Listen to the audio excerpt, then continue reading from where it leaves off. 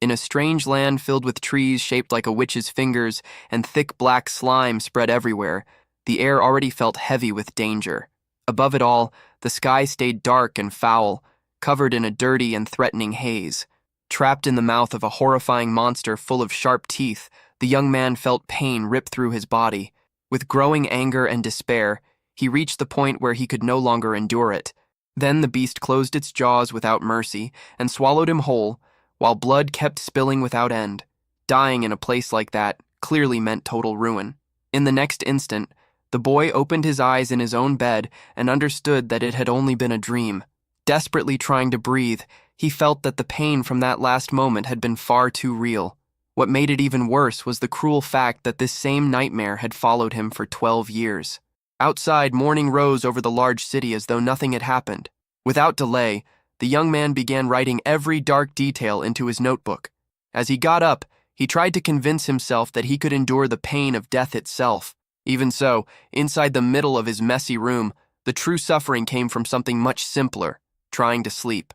Drained in both body and mind, he admitted to himself that he had no strength left for anything. The real problem was brutal. Falling asleep in the real world meant being dragged straight back into that horrible place where he would be hunted again. Whenever he suffered a deadly wound in the dream, the pain came back exactly the same in real life. Lying in bed with his hand pressed against his chest, proper rest had become impossible. Buried under extreme fatigue, the young man understood that something had to change. During those 12 years of endless suffering, he had learned battle tactics and martial arts just to stay alive. Moving through tall grass like someone trained to disappear, he had become a skilled fighter. Because of that, cutting down monsters in that living hell had turned normal, and dying had become less common. Still, as he walked between the shelves of a library, real life kept wearing him down. Even then, he knew the endless lack of sleep was ruining both his body and his mind. During a visit to the doctor, he was advised to find some quiet hobby that could calm him and help him sleep. With that suggestion in mind, the boy tried to think about what he truly wanted to do with his life. Yet deep inside, surrounded by books on every side, his only real wish was to collapse and rest at last. Broken to the core, the young man could only beg for one moment of peace. Then, without warning, blood poured from his mouth, and his body began to shine in a strange way. Unable to understand anything, his legs lost strength, and his vision faded into darkness. His body struck the floor hard, and he passed out in the middle of the library, surrounded by blood. When he woke again, the constant headache was gone, as if it had never existed, and his body felt incredibly light. For the first time in 12 years, he had truly slept, and fresh air filled his lungs. Facing a grim forest, the boy started to wonder if he had finally died in the real world. Resting himself against the trunk of a twisted tree, he carefully studied the scene around him. The truth struck with force, because this was the same nightmare world that had tormented his life all this time. From within the shadows, a giant lizard-like monster came forward, saliva dripping as it closed in on fresh prey. With his thoughts moving fast, the young man connected everything and recalled the blood he had coughed up before. There was no doubt left in his mind. This time, he had truly died for real. Faced with that harsh truth, everything had now changed completely. Standing upright and ready to move, he understood that if he died here, there would be no body waiting for him in the real world. From that point on, this cursed land had become his only reality. As he stared straight at the monster, the young warrior already understood every cruel rule needed to survive there. The first rule was simple: run toward a bright place, since those creatures hated the light. Even so, a sharp wave of adrenaline surged through his chest. Rather than flee, the boy pulled out his sword and rushed forward with firm resolve. Strength filled his body, and for the first time in a long while, he felt powerful inside a younger body that had finally been given proper rest. In a sudden rush of extreme speed, he closed the distance before the monster could even react. The scaly beast answered with an angry roar and opened its huge jaws, ready to swallow him whole. With his sword steady in hand, every part of his body burned for battle. At that moment, his mind held only one purpose: fight until the end, and destroy everything in front of him. With one fierce strike, the blade cut through the creature and split its body into 2 pieces. As the beast collapsed, the young man landed quietly on the ground, covered in blood. Without wasting time, he drove the sword into the corpse and searched through its insides. From deep inside the remains, he pulled out a glowing core filled with pure blue energy. Keeping his eyes on the strange object, he fully understood how valuable it was. Without hesitation, he bit into the stone and swallowed it raw. With blood spread across his face, his resolve to survive in that twisted hell became absolute. Then he returned to moving through the dead forest, and his journey truly began again. Ahead of him, sunlight reached the ground and revealed a bright area that offered safety. At the top of the valley, the warrior finally let out a brief breath of relief as he looked over the scene. After another full night of sleeping outside, he woke up feeling completely renewed. By then, he had spent an entire month cutting his way through the wild growth while heading toward civilization. Even though the desire to fight still stirred inside him, the boy knew that acting on impulse would only bring trouble. Picking a fight for no reason with giant demonic bats would be pure stupidity. Even while hidden in the shadows, the urge for blood still beat heavily inside his chest. The rule was clear. The hunt only started when hunger began to twist his stomach. With a powerful leap, his sword cut through a flying monster and solved the problem of food at once. Along with plenty of meat, another one of those blue energy cores appeared. He swallowed that raw source of power without pause. It was the main path to becoming stronger. He could feel the monster's strength flowing straight into his body. With his hunger gone, he rested in a tree, and eating those stones became the best habit for enduring that harsh routine. During a brief, careless moment, the young man noticed something important on the former owner of that corpse. From the words carved into the wooden tag, it became clear that the dead man had been a third-class mercenary. To his surprise, the boy's mind read those strange runes with unnatural ease. More than that, the simple tag hanging from the corpse's neck proved once and for all that other living people existed in that world. As he looked toward the bright light beyond the forest, the young man understood that he was not alone there. Then a strange metal trap drew his attention. From the first glance, it was obvious that the spiked device on the ground had been made to catch humans. Because of that detail, he realized civilization was much closer than he had first believed. With a quick leap, the warrior moved through the trees, hoping to find someone. Not far ahead, a wooden cabin appeared under the sunlight. His eyes widened at the sight of an actual shelter. Entering the strange place with caution, the boy called out to see if anyone was inside, but no reply came back. He began searching through the dusty furniture around the room. On an old table, a book with a strange cover and drawn runes caught his attention at once. The warrior quickly turned the pages and discovered that it was a record of the demonic realm. The shock on his face made it clear that what he had found was extremely valuable. Inside that book, the history and the laws of that dreadful world had been recorded in great detail. With such an important discovery before him, the young man became certain that he needed that encyclopedia to survive. Then the heavy sound of a boot striking the wooden floor cut through the silence. A gray-haired old man stood there with a giant crossbow aimed directly at his face, demanding to know who he was. Without any patience, the man made it clear that he would put a bolt through the boy's head if he did not get an answer.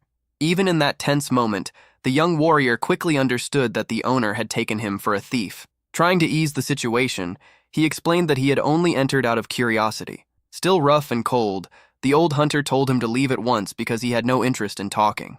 Not wanting to push the situation any further, the boy accepted the order and prepared to leave quietly. Even so, before stepping out, he pointed straight at the book covered in golden detail. In a restrained manner, he asked whether he could borrow it or even pay just to read it.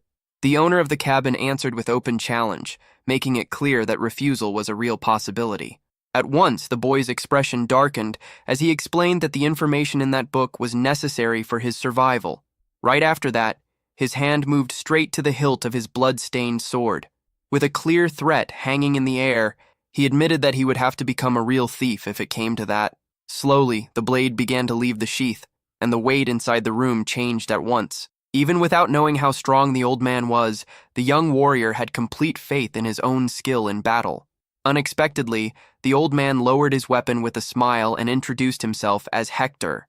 Surprised by the sudden shift, the young man took the chance and revealed that his name was Kim Woo-jin. Since the older man had trouble saying that foreign name, the newcomer told him to call him Jin instead. Deep down, he knew that his true background was far too complicated for the people of that world to understand. Holding the book with care, Hector explained that the item was precious and could not leave the cabin under any condition. As a condition for allowing him to read the book, the hunter asked for help with the chores, and the boy accepted immediately. Outside, night slowly settled in and covered the small wooden cabin in thick darkness. Inside the iron pot over the fire, a hot stew boiled and released a rich and comforting smell. Seated at the table, the two of them ate dinner in peace, making it clear that the host had a kind side. With the first spoonful, the boy tasted the deep flavor of home-cooked food for the first time in 12 long years. With joy shining in his eyes, the young man devoured the soup and even began to see the old hunter as some kind of angel. The next morning, the sun had barely risen, and Hector was already preparing his equipment to leave for a long hunt. From what had been said the day before, the man's goal was revenge against the beast that had devoured his former companions. Just by watching the tension in the hunter's shoulders, the boy could tell that the creature had to be absurdly strong.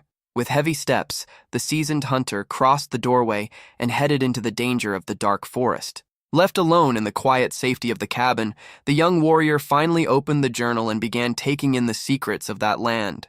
Through those old pages, the story revealed that the entire disaster had started in a great empire to the north. Driven by greed alone, the former king had tried to open the gates to another dimension in order to steal absolute power. As a result of that ambition, a beam of red light tore through the sky and brought the beginning of the end. From that dreadful rift, a strange tower covered in eyes rose up and spread the nightmare across the land. Soon after, a horde of giant and twisted monsters invaded reality and destroyed everything in their path. The area quickly turned into demonic territory, forcing humanity to create a magical barrier. After closing the heavy cover of the book, the young man tried to process the huge amount of new information. According to what was written there, the demons became stranger and stronger the deeper someone moved into the darkness. On the other hand, the beasts weakened and grew smaller near places touched by natural sunlight. Far from the cabin, the situation turned desperate as Hector ran through the giant trees in panic. At that same moment, the boy connected the pieces and felt fear rise in his chest as he thought about how deep into that hell he had once been lost. Out of breath and soaked in cold sweat, the veteran hunter struggled to escape certain death in that deadly jungle. Right behind him, 3 massive werewolves with glowing red eyes chased their prey without mercy. With a fast shot from his crossbow, the old man tried to slow the beasts, but their defense was as solid as iron. With one casual swing of a claw, the bolt broke into pieces, showing that those creatures were a true nightmare made flesh. Faced with the absurd speed of the wolves, the old hunter cursed under his breath and realized that his end had come. Then, without warning, a dark shape cut across the forest at a speed even greater than that of the savage beasts. With a sharp blade in hand, the young man burst out from the brush and tore through the wind straight into the center of the chaos. In total desperation, the old hunter shouted with all his strength, ordering the boy to run from the danger. Ignoring that warning, the warrior simply jumped from a high branch and landed directly in front of the beasts. In a low descent, the force of the landing already set his body in place for an attack with crushing power. In less than an instant, a fierce slash tore through the air and split the leading werewolf from head to toe. The sight was so violent that the veteran stood frozen, unable to believe the strength of the newcomer. Shaking at the sight of the ruined corpse on the ground, the owner of the cabin struggled to understand how the beast had been killed in a single strike. Cold and steady, the young man turned his head and called the old hunter by name, cutting through the shock of that moment. With a confident smile, the boy asked whether such a weak creature was truly considered a high-level beast. Still stunned, the hunter could barely process the question and could only think of the danger a werewolf represented. After drawing in a deep breath, the man swallowed hard and confirmed with full certainty that those creatures were terrifyingly dangerous. That answer alone was enough for the young man to react with light amusement at how small the threat seemed. Holding his sword firmly, he declared that he would finish dealing with the remaining wolves before hearing the rest. Standing before the furious pack, the young warrior quickly judged the situation. With around 40 wolves ahead of him, even a small mistake would mean certain death. To avoid the drain of a long battle, the best choice was to crush the morale of the pack. Fixing his attention on the leader, the boy locked his eyes on a giant monster positioned at the front. As dark energy burst out, the sword was already raised and ready to kill. Before a blink could pass, the beast's eyes widened as it sensed the threat rushing toward it. In one smooth and silent movement, the blade passed through and cut everything apart. The other werewolves turned in confusion, unable to understand what had just happened. Then the leader's body dropped to the ground and panic spread through the entire pack. Completely terrified, the monsters began barking in desperation. With fear taking over, the whole pack turned around and fled at full speed. Standing with quiet force, the young man wiped his sword against the ground as the dust slowly settled. Hidden among the brush, the veteran watched in disbelief as such fearless beasts ran away in terror. From the boy's sharp thinking, it was clear that he controlled the battlefield better than anyone else. Hours later, the two finally made it back safely to the small wooden cabin. Throwing the giant werewolf onto the table, the hunter explained that the bounty for that beast was 40 gold coins. Caught off guard by the amount, the young man asked if that kind of money was considered a lot in that place. With a broad grin, the old hunter made it clear that such a sum could support a comfortable life for around 7 years. After hearing that, the young man's mind immediately began to measure the profit from that hunt. If one weak wolf was worth that much, then hunting similar monsters would make it easy to fill his pockets. With that thought in mind, life in this new world suddenly seemed far better than the suffering he had left behind. Without delay, Hector prepared a backpack filled with the beast's hide, supplies, and a map. The next task was to head to the frontier village and find a merchant named Jacob. As a gesture of thanks, the old hunter offered the entire reward to the boy. Even though the young man refused at first, Hector insisted and treated it as payment for avenging his dead companions. With clear respect, the old hunter reached out his hand in farewell to the one who had saved him. That firm handshake sealed a bond of shared gratitude between the two. With the heavy pack over his shoulder, the young man gave thanks for everything and set off. Along the bright path, his solitary journey began again toward the so-called village. Between the thick trees, the young warrior disappeared into the distance in search of civilization. With steady steps, the long march through the forest finally came to an end. At the top of a hill, a strange monster fixed on a stake stood as a warning to any threat. Just below it, the frontier village rose into view behind massive wooden walls. Even from far away, the young man could tell that the place was heavily armed for such a small settlement. After passing through the gates, he immediately felt the tension hanging in the air. Along the dirt roads, every face turned toward the stranger with clear distrust. Sensing those heavy stares, the boy understood that outsiders were not welcome there. But in a place like that, one rule stood above the rest. Humans could be worse than demons. Ignoring the hostile mood, the young man pushed open the door of the local tavern. Inside, the noise of mercenaries and drunk men filled the main hall. Walking straight to the counter, the warrior paid no attention to the chaos around him. With a calm manner, he leaned against the bar and ordered a cold beer at once. During a break in the noise, he naturally asked where a man named Jacob could be found. At once, a bald man covered in scars turned his head toward him. Even while picking his teeth with a knife, the man's treacherous look remained obvious as he identified himself as Jacob. Without wasting words, the young man explained that old Hector had sent him to sell a pelt. The merchant's eyes widened in total shock when he heard that the hunter was still alive. With one quick signal of his hand, several large thugs began to close in around the newcomer. Staring at the thick hide, the bald man could hardly believe the perfect quality of the werewolf pelt. At that moment, greed completely took hold of the swindler's rotten mind. With a cruel smile, the criminal finally revealed his real nature without trying to hide it. In a mocking tone, the man praised the fact that the old hunter had managed to obtain such a rare trophy.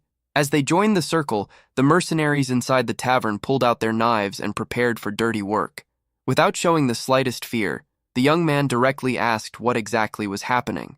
Already wrapped in the beast's hide, the bandit told him to leave if he wanted to walk out alive. Letting out a tired sigh, the young man concluded that the man truly had the face of a third-rate fraud. Using a weak excuse, Jacob claimed that he was only collecting old debts from the hunter. From the look of it, the bastard intended to use the goods to cover losses that did not even exist. Faced with such garbage, the young man's eyes turned red as he considered cutting the scoundrel down on the spot.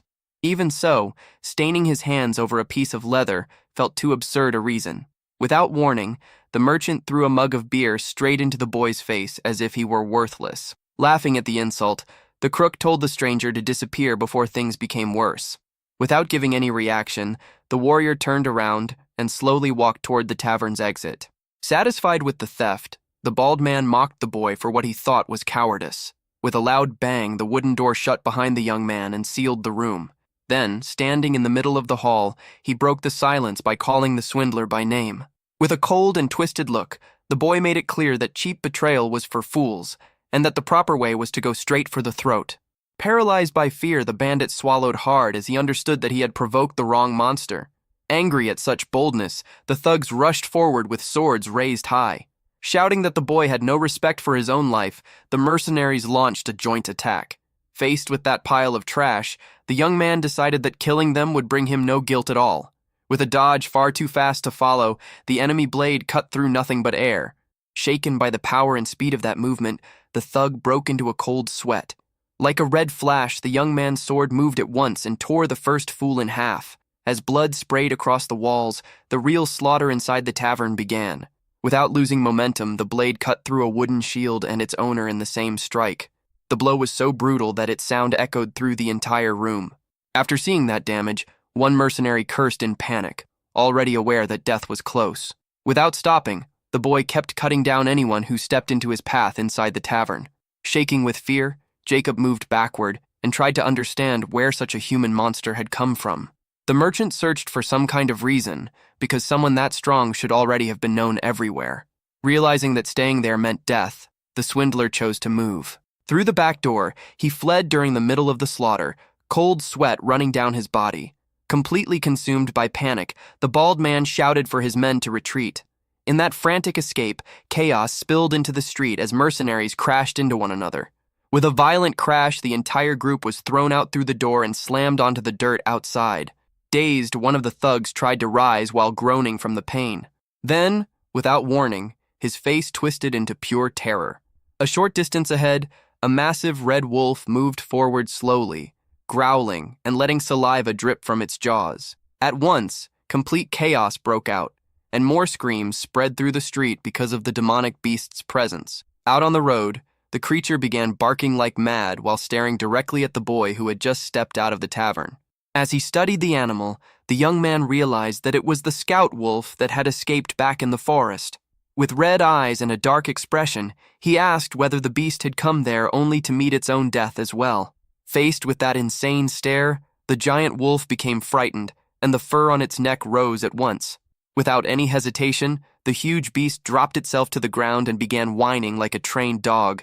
In a pitiful sight, the monster rolled onto its back and even wagged its tail, begging for affection. The merchant's thugs stood frozen, unable to understand what they had just witnessed. Thrown off by the scene, the boy lifted an eyebrow at the creature's strange behavior. For a brief moment, he considered the absurd thought that this giant mutant might actually be. Before finishing that idea, the young man stepped forward with purpose toward the mercenaries.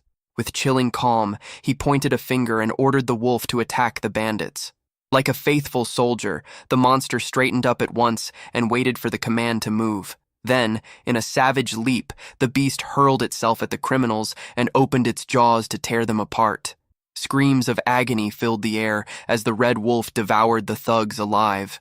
Standing in the shadows of that bloody feast, the young man watched the slaughter with satisfied calm.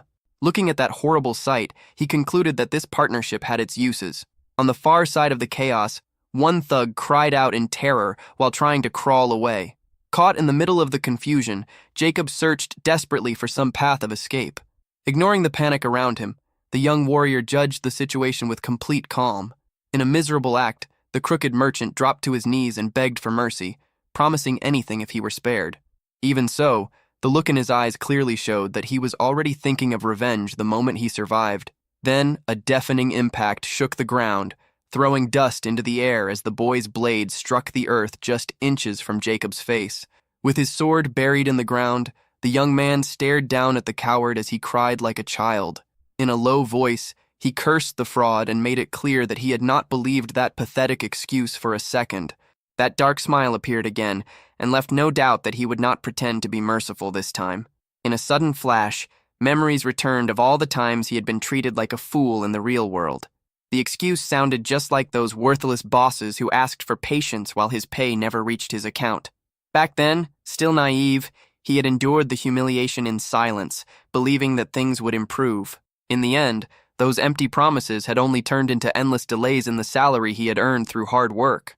In his mind, the image came back clearly, his boss playing golf while putting off that month's payment yet again.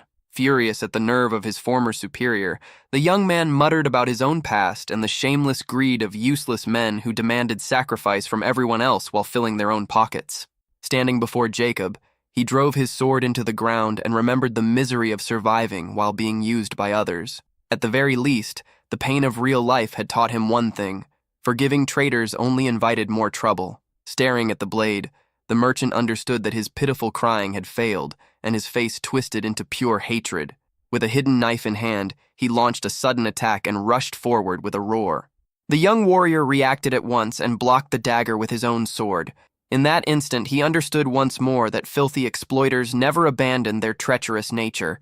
With his teeth clenched in rage, the swindler shouted a curse with all his strength. Then, in one clean and immediate counterattack, a flawless strike sent blood spraying into the air. With red eyes fixed on the corpse, the young man silently set down his own rule for survival. In that merciless world, allowing himself to be made a fool of again was no longer possible. With the main task finished, he turned his attention to the remaining loose end. He looked toward the wolf, which now held the bag of spoils in its mouth. It was obvious that the beast had chosen to become the hunting partner of the one holding power. After a short moment of thought, the boy turned fully toward his strange new companion. In a casual manner, he asked whether the animal truly intended to follow him. In a submissive and almost affectionate gesture, the wolf lowered its forehead against his hand and accepted a scratch behind the ears. Seeing how clever the beast was, the young man smiled and understood that it knew very well which side was safer. From that point on, the unlikely pair would travel together, bound by a pact shaped through blood and survival. The next morning, a room filled with light showed that his rest had been complete, and the money was already proving useful. With a faint smirk, the young man enjoyed the fact that he had finally had a perfect night of sleep. Stretching his healthy body, he rose feeling refreshed, while his new furry companion let out a lazy yawn beside him. Out in the yard, while washing away dirt and sweat in a rough basin, he thought back over everything that had happened the day before. As he drew in a deep breath, the truth of his own actions finally struck him. After thinking it through, the warrior admitted to himself that he had taken human lives, many of them, during the slaughter in the tavern. Yet when he looked inward, a strange and troubling question began to rise. The thought remained in his mind that perhaps the complete lack of guilt came from the fact that those people had been cruel bandits. In truth, cutting those bastards down had felt no different from the addictive thrill of hunting powerful demons. Pressing a hand against his chest while his heart beat faster, the young man smiled in a dark way as he realized that killing had filled him with pure pleasure. Looking down at his own blood-stained hands, he felt that something inside him had changed forever. Cold and controlled, he even considered the possibility that he had become cursed, but soon dismissed it, because the only thing that mattered was staying alive. The bright side was clear. This new reality promised a life 1,000 times better than the slave-like routine of his old world. With the giant wolf at his side and a sword hanging at his waist, the journey began again without the injustice that had defined his past life. Set on making the most of the moment, the young man adjusted his hood and fixed his attention only on what waited ahead. His next destination was the great 5th Pioneer City, where he planned to sell the monster pelts. Before going in, he instructed the giant wolf to stay hidden in the bushes so the guards would not cause trouble. As he walked through the crowded streets, his goal was to find the headquarters of the Church Alliance and collect the bounty money. Looking around at the refined buildings, the boy noticed that the influence of the divine ran deep in that place. Soon after, a massive tower with its doors open stood out at the center of the square. After entering the wide hall, he asked one of the workers whether this was the correct place to exchange bounties. The attendant confirmed it, and the young warrior spread the giant werewolf pelt across the counter. Caught off guard and unable to believe it, the clerk first thought it was some kind of joke and said the hide looked like nothing more than ordinary dog fur, but after taking a closer look, the man's eyes widened in shock. Stumbling over his words, the employee shouted through the hall that the item was real werewolf hide. Still shaken, the clerk asked whether the boy himself had truly killed such a terrifying beast. Without reacting at all, the young man simply nodded and waited for his reward. A few minutes later, inside a luxurious waiting room, the silence ended with the arrival of a church superior. The priest apologized for the delay and explained that he had needed to verify the authenticity of such a rare item. Setting a heavy leather pouch on the table, he handed over the payment and asked the boy to inspect it. The moment the bag opened, the shine of 40 gold coins reflected in the young man's eyes and promised years of comfort. Holding real gold in his hands for the first time, he felt his heart beat in a different way. It was not fear that moved him, but greed. With a wide grin, he silently accepted that money in hand was always welcome. Then the priest cleared his throat, shifting the mood as he looked at the young hunter with serious eyes. Seeing the obvious talent of the stranger, the priest asked whether he would accept another task. The moment he heard the word request, the boy saw a perfect chance to earn even more. The clergyman explained that a new monster had recently appeared inside the local quarry and was causing severe trouble. Because of it, the miners had stopped working and the extraction of bloodstones had come to a halt, damaging the city's economy. The danger was serious enough that the creature there was considered far worse than a normal werewolf. For some reason, the priest believed that this quiet young man was the only person capable of handling the problem. Interested in the level of the threat, the boy asked what kind of creature it was. With a grim expression, the priest revealed the name of the monster, Mad Skull, with a bounty worth 70 gold coins. At the sound of that name, the boy's memory flared at once, linking it to the grim journal he had read before. The worst part was that the memory did not come only from those pages, but also from his own experience, because he had faced that monster before. The creature was known for a skull as hard as steel and eyes burning with red hatred. Its savage aggression and brutal toughness made a werewolf seem harmless beside it. In the past, the young man had struggled for an entire month and died around 20 times before he finally managed to kill one. Troubled by the boy's silence, the priest asked whether the hunt would be too difficult. With a confident smile and a sharp look in his eyes, the hunter accepted the mission immediately.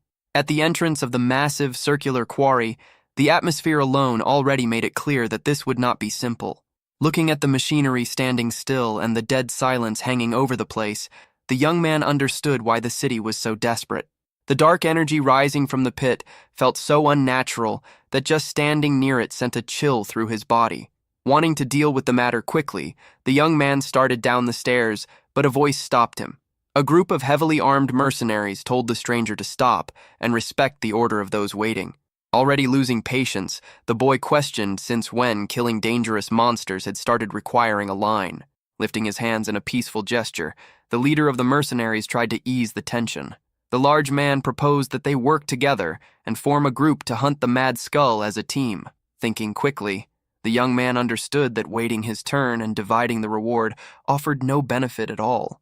At the same time, joining them could save strength and prevent needless conflict.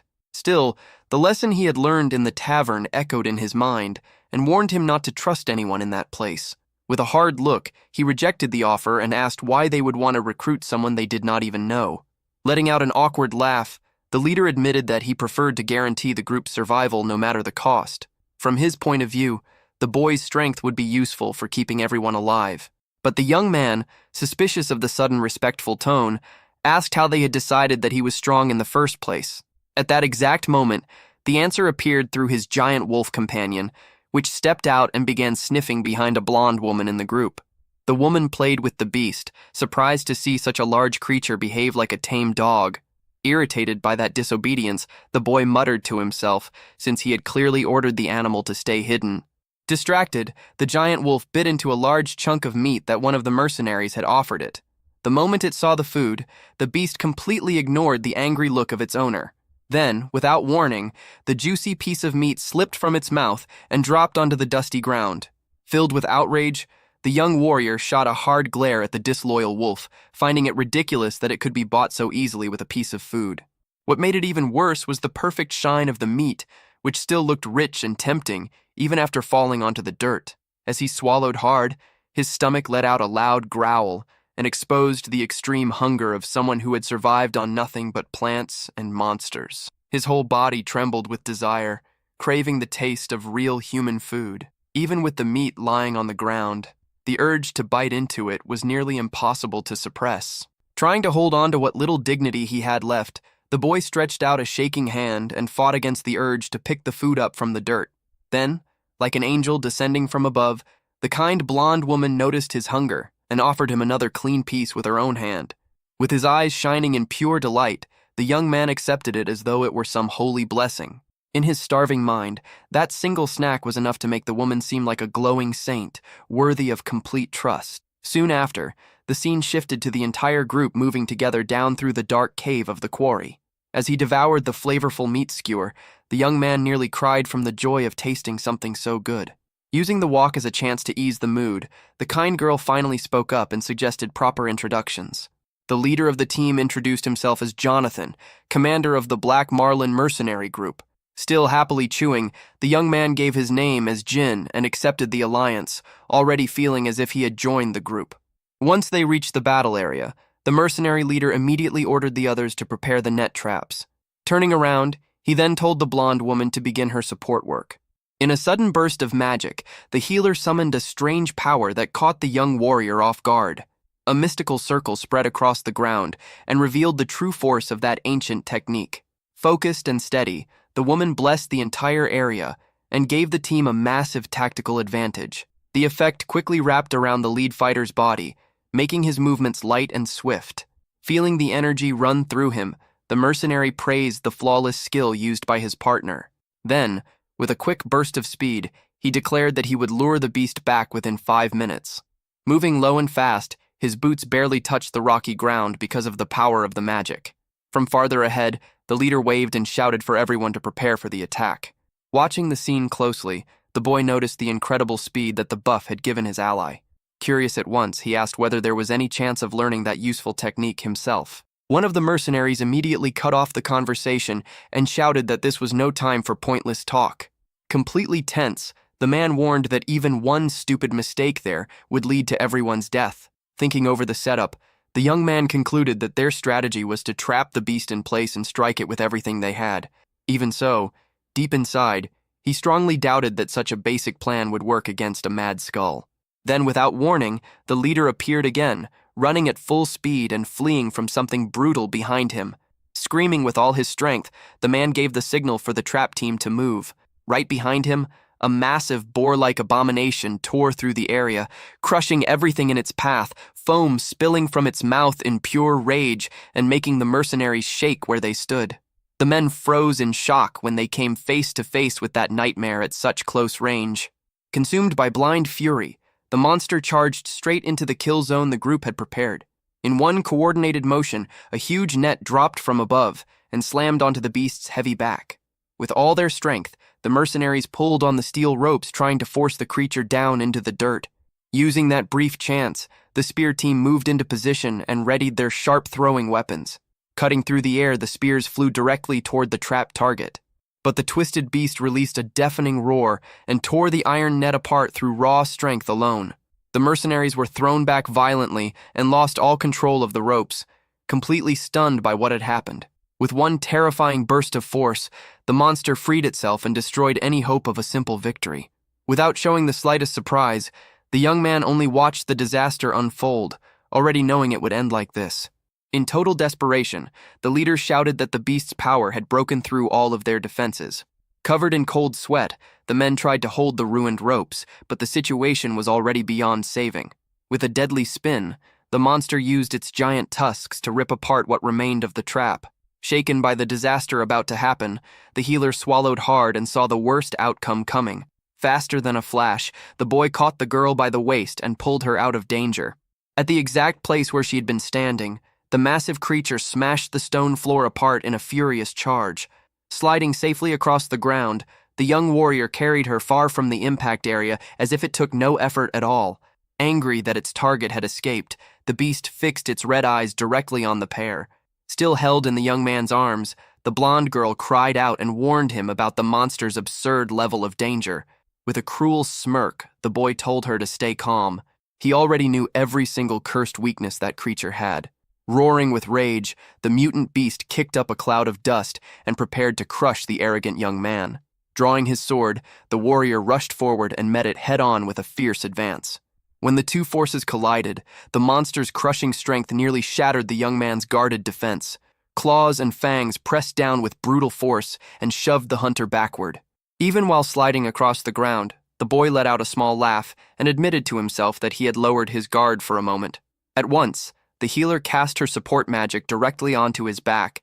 In less than an instant, the weight of his body seemed to disappear, and his agility rose sharply. Filled with the power of that blessing, the young man became certain that the hunt had now turned easy.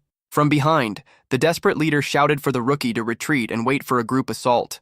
Ignoring the command, the boy burst through the dust cloud and changed the flow of the battle. In his mind, the young man admitted that he strongly preferred handling difficult battles alone. With flawless control, he dodged the attack and made the huge abomination crash into nothing but empty air. From the way he read the fight, the enemy was nothing more than an oversized beast that only knew how to charge in a straight line. To change direction, the stupid creature had to slam its hard back against the quarry walls. Using that weakness, the young man cut into the beast's leg and broke its running posture. Unable to keep its balance, the mountain of muscle crashed down and split the ground with a brutal fall. As he moved into the second step of his plan, the boy gave silent praise to the magic that had made everything far easier. Keeping his eyes on the monster's body, he knew those side tusks could cut worse than long swords. With exact timing, his blade met the attack head-on and stopped the beast's destructive ivory. Shifting the direction of the clash, he turned the strike toward the true target, the soft and exposed snout. A deep vertical wound tore through the beast's nose and sent blood spraying in every direction. Screaming in pain, the creature lost what little sanity it still had and began thrashing without control. Without giving it even a moment to recover, the young warrior rushed forward to deliver the final strike. With one perfect spin, his weapon sliced through the mad skull's neck and ended the monster at once. When the mercenary team ran over, they stopped cold after seeing the absurd result. Completely stunned, both the leader and the healer struggled to understand how the fight had ended so fast. Looking for the young warrior, the blonde woman stepped carefully toward the corpse. Then the giant red wolf jumped in front of her and let out a deep growl, guarding its master. Startled by the warning, the girl stopped at once and understood that the beast wanted no one getting closer. A moment later, the young man stepped back into the light, calmly wiping his stained mouth with the back of his hand. Relieved, the mercenary leader hurried to him and asked how he had managed to come out without a single wound. With complete coldness, the young warrior answered that the dangerous monster no longer existed. Behind him, the huge mass of limp flesh lay defeated across the mined stone. Amazed, the entire group celebrated the unbelievable sight of someone bringing down a beast of that level without help. Like a loyal companion of the hunt, the giant wolf showed its teeth, satisfied after feeding on the remains of the bloody scene. Just as the first battle ended, a second mad skull appeared without warning, snorting fiercely with burning eyes. Realizing the danger, the mercenary leader shouted in panic that the hunt was not over yet. But then the healer noticed something that changed the entire situation. Right behind the massive beast, several noisy piglets hurried along, trying to keep pace with their mother. With shrill grunts and curious faces, the little creatures made the scene far less threatening. Striking its hoof against the stone ground, the mother boar kept her eyes fixed only on the escape path. The leader finally relaxed, understanding that the beast did not want to fight and had only come to protect her young. Watching the family vanish into the shadows, the young man admitted that fighting a mother and her children would have gone too far. That night, back in the 5th Pioneer City, the mood was filled with celebration and complete relief. Stopping in front of the local guild, the group prepared to receive the reward from that brutal hunt. Inside, the leader lifted his glass and gave an emotional toast, celebrating the fact that no one had lost their life. Filled with pride, the large man declared that the best part of mercenary work was always the payment. Excited, the group raised their beer mugs, and the feast in the tavern began in full force. Confused by the pile of bags spread across the table, the young man asked whether all of that really came from the 70 gold coins together. Laughing loudly, the leader admitted that he had frightened the priest responsible for handling the payment. During the negotiation, the captain had insisted that the mission was far more dangerous than the official paper claimed. Beating his chest with pride, the big man revealed that he had managed to pull an impressive 110 gold coins out of the church's funds. The young man lifted an eyebrow as he remembered that they had not even fought the mother beast. With a sly smile and a wink, the captain admitted that he had stretched the story quite a bit to raise the payment. The mercenaries laughed hard and praised their captain's sharp tongue. Watching the scene with a faint smirk, the boy found the group's honesty and cunning strangely entertaining. Then, cutting through the celebration for a moment, the captain placed a hand on the young man's shoulder and drew his attention. With fairness in his voice, the man announced before the whole team that he would divide the reward and hand half of it directly to the young warrior. Taken off guard, the boy's eyes widened, thinking the share was far too generous. But the captain spoke plainly and made it clear that without the stranger's strength, everyone there would have ended up as food for monsters. On top of that, even after the increased reward, enough money still remained for the rest of the group to enjoy themselves. In a respectful way, the young warrior refused the large amount, remembering that the team's magic and support had also been important. Then, slamming his mug onto the table, he decided to show that he could act like a friend as well. As a gesture of true camaraderie, he declared that the drinks for the entire night would be on him, and the celebration rose even higher. At that, the group lifted their glasses and swore to empty every barrel in the tavern. The next day, as he stepped out of the inn, the young man asked the blonde woman where she was rushing off to. With a gentle smile, the healer explained that she was heading into the forest to practice her support magic. Far from the city, in a field under the moonlight, the girl gave herself fully to meditation. Focused on controlling her mystical energy, her concentration became so deep that mana began to glow around her. Hidden behind the trees, the young warrior watched the scene and quietly respected the effort and discipline of his companion. With his eyes locked on the bluish glow, the thought of learning those techniques began to pound inside the young man's mind. As he imagined the advantage it could give him in battle, he started wondering whether he could truly master that strange power. Later, with a serious look, the young warrior asked the healer if she would be willing to teach him. Without any hesitation, the blonde woman broke into a bright smile and agreed at once to pass on everything she knew. As the reason for her kindness, she admitted that teaching him magic was the least she could do after he had saved her from certain death. Proud of her new companion, she made it clear that most mages would never accept such a request from a swordsman, but that he was an exception. Then the group's leader arrived and warned that learning magic usually took years, while the team planned to leave in only 2 days. With a quick motion of her hand, the girl suggested that the young warrior simply travel with them and learn during the journey. Careful not to disturb the balance of the group, the boy quickly made an excuse and said that he preferred traveling alone. Deep down, he hated lying, but he also knew that living as a lone wanderer had become his safest choice in that world. Changing the subject, he casually asked where the group was heading next. When he heard that their destination was the 4th pioneer city, he realized that their route matched his own exactly. Seeing the chance, the healer pressed the matter again, and the captain agreed with a smile, finding the coincidence too perfect to ignore. After all, traveling with someone that strong was the best protection the mercenaries could hope for. With a small and restrained smile, the young man gave in, and the group's new travel arrangement was settled. Days later, the team moved along the dirt road beside a massive beast of burden. Looking up at it, the young man recognized the creature as a Tarrasque, a giant monster that had been tamed to replace horses. Impressed by its size, he compared it to what he had read in the Journal of the Demonic Realm. Walking at the front, the large man warned everyone that the trip would be long and told them to keep moving without slowing down. During the nights spent camping under the moonlight, the magic training finally began, and the young man quickly learned that it was far from simple. Disappointed by his own lack of talent, he came to see that the worst part of learning was the endless repetition that wore down the mind. Even with the healer teaching him patiently, controlling that invisible flow seemed impossible for him to grasp. Sweating through meditation, the frustration of making no progress struck hard at his pride. Even so, that kind of pain and failure was something the young man knew better than anyone. After enduring 12 years of dying inside his dreams, the young man's mind had turned into something like an unbreakable machine. Staying fully focused and direct, he decided that he would repeat the same attempt again and again until the magic finally worked. Then, in the middle of the darkness, a small blue spark suddenly crackled at the tip of his finger. Filled with joy, the healer jumped up and declared that he had finally managed to sense the flow of mana. Wiping sweat from his forehead, the young man admitted that he was disappointed it had taken 10 full days just to feel that first faint spark.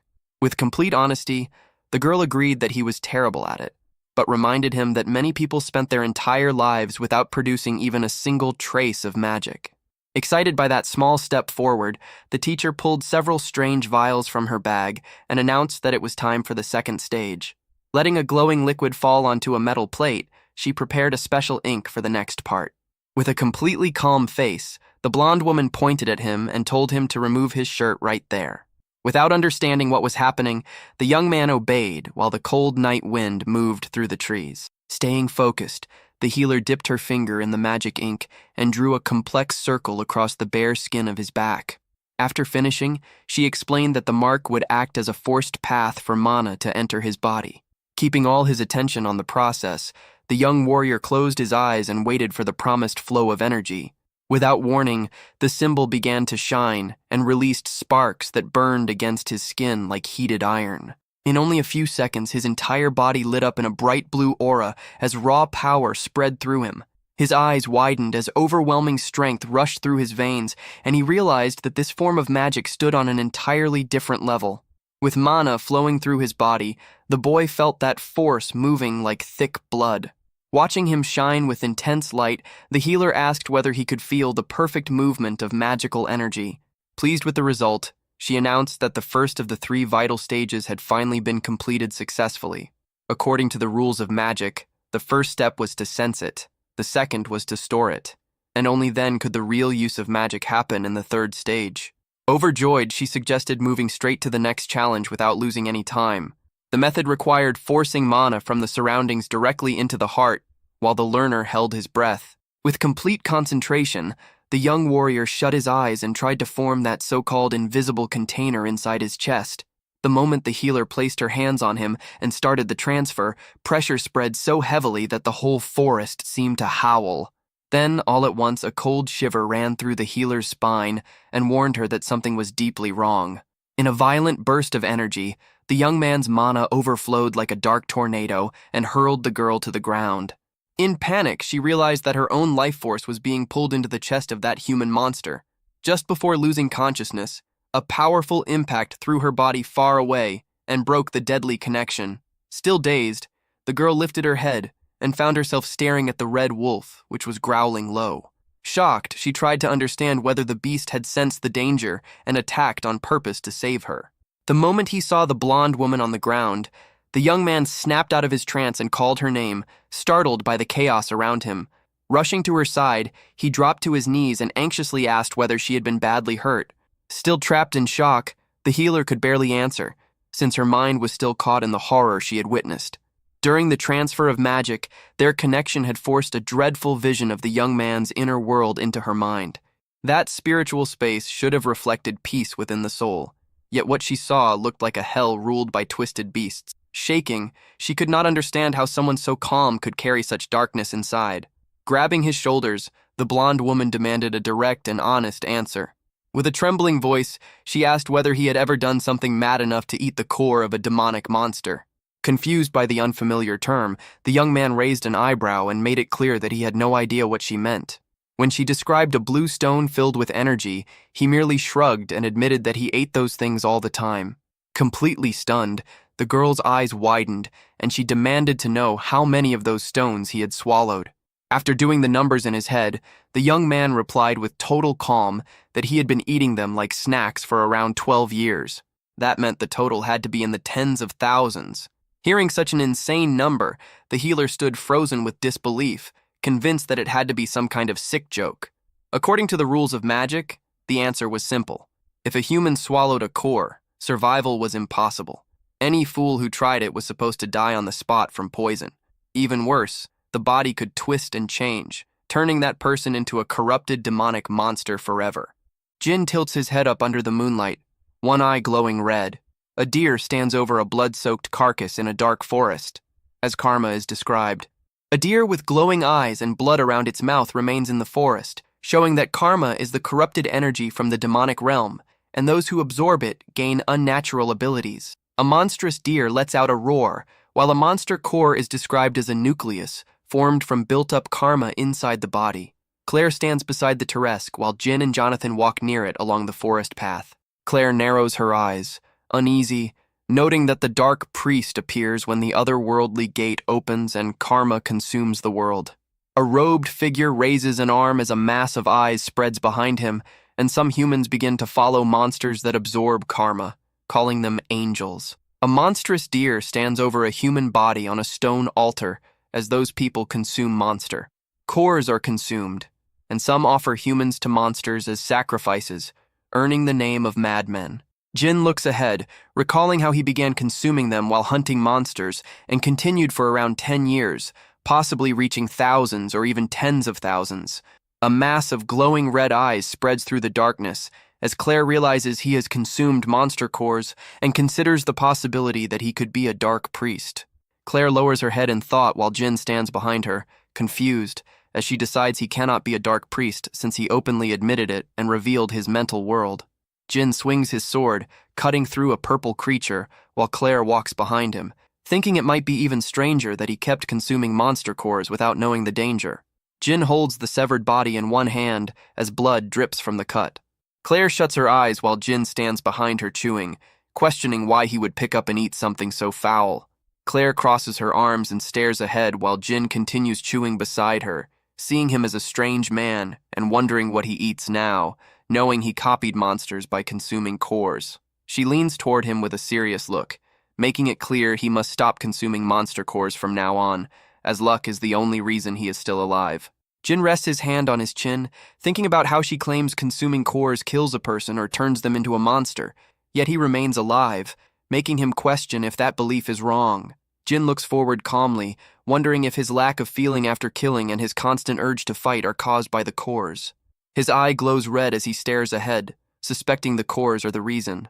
Jin walks away with a sack over his shoulder, saying he will try, while Claire calls after him, insisting he must stop completely.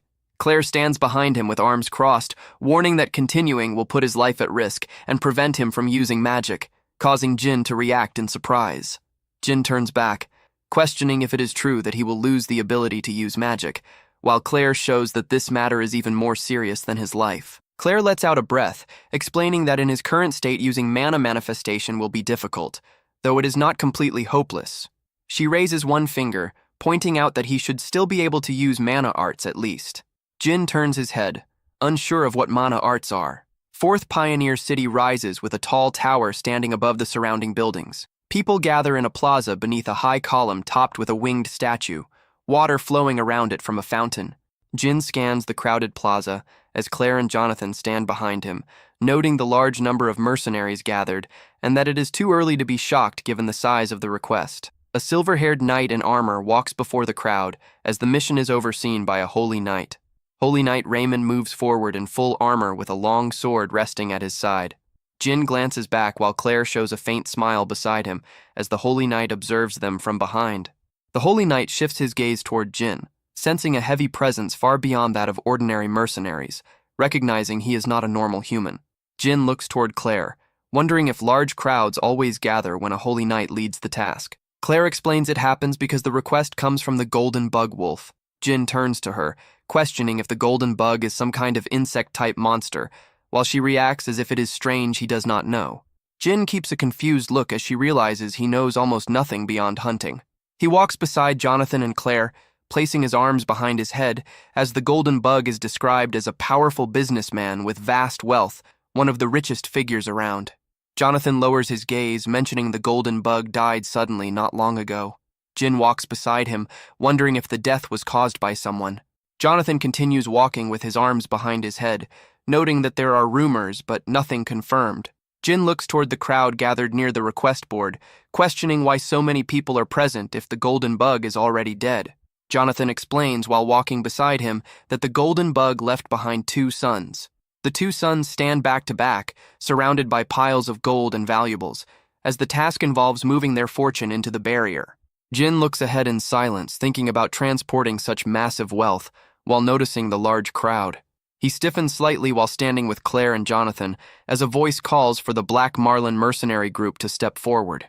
Jonathan pushes Jin through the crowd, forcing him ahead as their turn arrives. He stands beside Jin, gesturing toward him while presenting him as the group's strongest fighter, known for defeating a mad skull and taming a werewolf. Jin turns his head slightly, sweat running down his face, as people in the crowd stare and question his strength, calling him the rumored head crusher. Jonathan keeps a grin while Jin shows discomfort, as the situation is brushed off and endured. The silver-haired Holy Knight Raymond looks forward calmly. Jin and Jonathan stand before the request board as Raymond announces the reward of 100 gold coins and orders departure at sunrise the next day. Jonathan clenches his fist and shouts in excitement, urging movement, while Jin raises his fist beside him, noting the high payment just for transporting goods. He shows confidence with a raised thumb, explaining that half the reward is for the work, and the other half comes from reputation, which determines the hiring fee. Jin looks ahead with a calm face as sweat runs down, while Jonathan points out they received a high reward thanks to Jin's reputation as the head crusher. Jonathan stands beside him, explaining that the name Head Crusher has become his nickname, as an image forms of Jin smashing a monster's head. Jin lets out a breath with a tired look, thinking the person who created that name has poor judgment.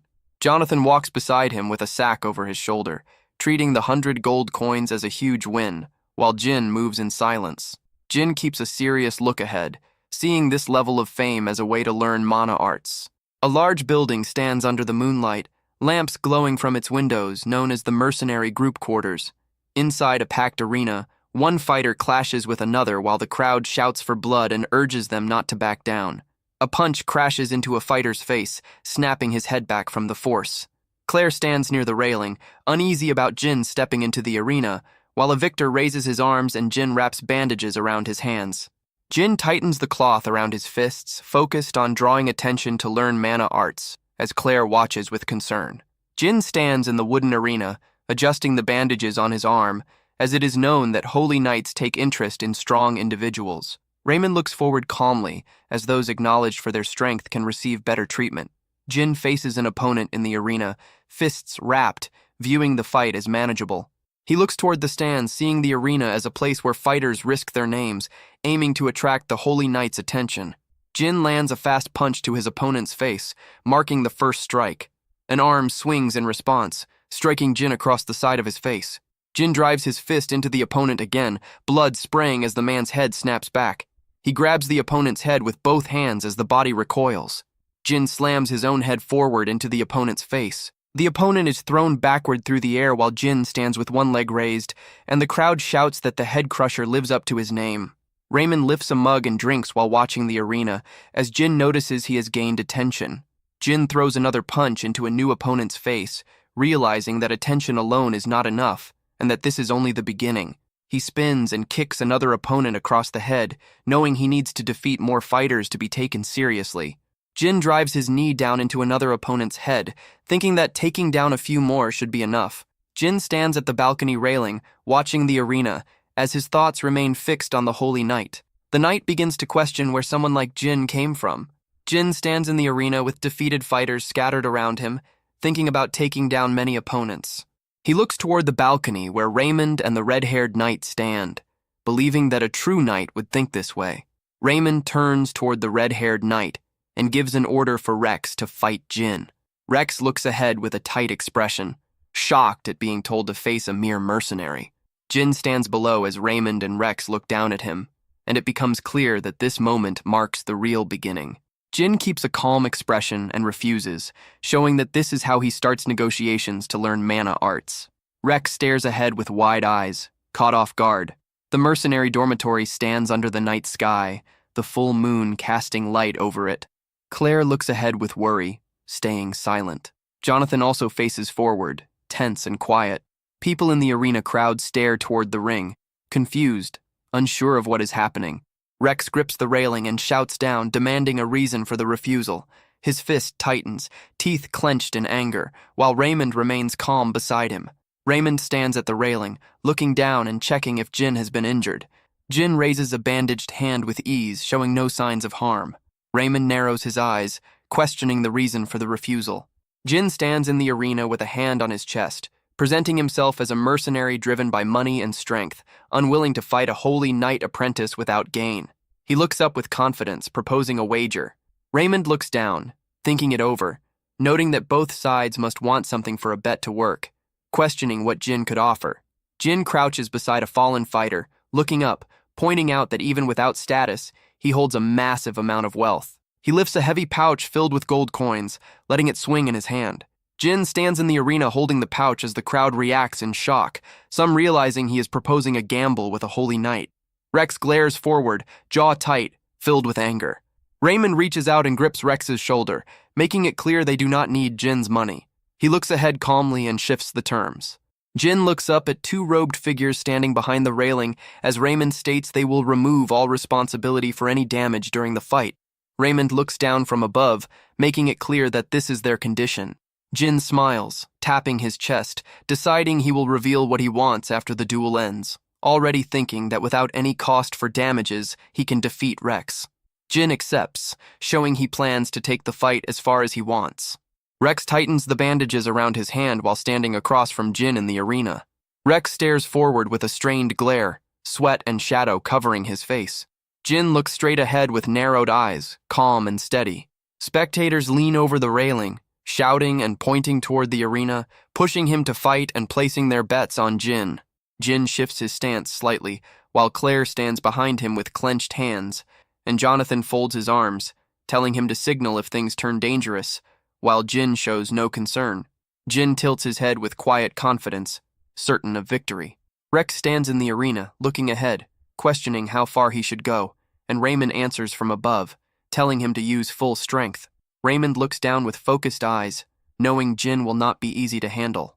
Rex stands with his back turned, as golden energy begins to swirl around his body, both fists tightening as he prepares. Spectators lean forward, shouting with excitement as they notice the use of mana arts, cheering for the holy night. Rex plants his foot firmly, golden energy spiraling around his leg. He bursts forward, golden energy trailing behind as he closes in on Jin. Jin turns his head with widened eyes, realizing the speed is far beyond normal. Rex's fist slams into Jin's body with a surge of golden force. Jin's face tightens, blood forming at the edge of his mouth, understanding that a direct hit like this could be fatal. Rex drives his arm forward again, golden energy streaming along it, while Jin watches closely, noting the strange nature of mana arts. Jin raises his bandaged hand in front of his face, blocking the incoming strike. Rex brings his glowing fist down hard, golden energy bursting at the point of impact. The strike explodes against Jin, throwing him backward across the arena floor. Jin wipes blood from his mouth with the back of his bandaged hand as Rex focuses on him. Rex stares ahead, golden energy flickering around his fist, seeing Jin as nothing more than a wild beast despite his reputation, intent on crushing him. Spectators lean over the railing in shock, realizing the head crusher is being forced back, and that even a trainee holy knight stands on a different level, while one voice fears losing everything. Claire watches with a tight expression, focused entirely on Jin. Raymond stands with arms crossed, silently observing the fight. Rex charges again, surrounded by swirling golden energy, while Jin raises his arms and braces as he is pushed back. Jin covers his face with his bandaged hand as the golden force crashes toward him. The force sends Jin sliding backward across the arena floor. Raymond rests a hand on his chin, sensing something unusual. Jin crosses his arms in front of his body, blocking as golden blows crash into him, while it is noted that he had taken down the other mercenaries with single strikes. Raymond narrows his gaze, noticing how passive Jin's movements have become, suspecting he is holding something back. Rex shows anger, teeth clenched tight. Rex leaps high, golden energy spiraling around his arm, then drives a glowing fist downward. The attack rushes toward Jin, who redirects it across the arena. Jin shifts aside, extending a hand as Rex's glowing strike slams into the balcony behind him, breaking part of the floor. Jonathan tightens his fist, shocked, realizing Jin deflected mana arts with his bare hand, questioning if that should even be possible. He stares forward with wide eyes, tension clear on his face. Jin turns slightly away, blood dripping from his mouth. He wipes the blood with a faint smile, deciding he has finished measuring Rex's strength. Jin lowers his bandaged fist, considering testing Rex's endurance next. His punch crashes into Rex's body with a heavy burst of force. Rex's eyes widen, sweat forming as shock sets in. Jin frowns, confused, realizing the hit was just a normal strike, yet Rex reacted strongly, questioning if Rex had been waiting for an opening the entire time.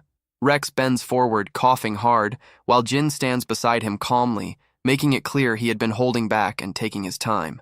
Jin looks down with a faint smile, blood still at the edge of his mouth. He bends slightly, noting that even after a strong hit, Rex is still standing, wondering if that is due to mana arts.